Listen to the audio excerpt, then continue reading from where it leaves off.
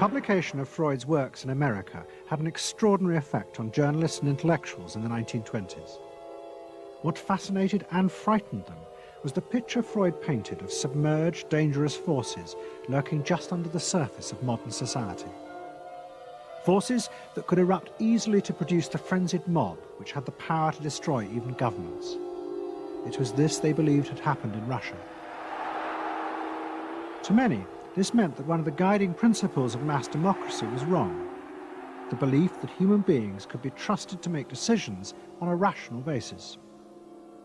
The leading political writer, Walter Lippmann, argued that if human beings were in reality driven by unconscious, irrational forces, then it was necessary to rethink democracy.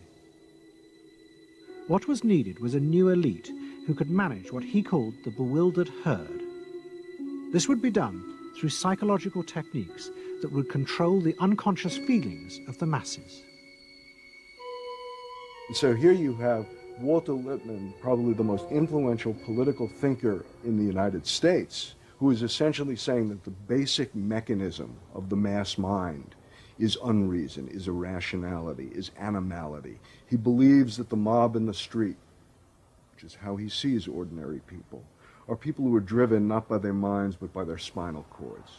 The notion of kind of animal drives, unconscious instinctual drives lurking beneath the surface of civilization.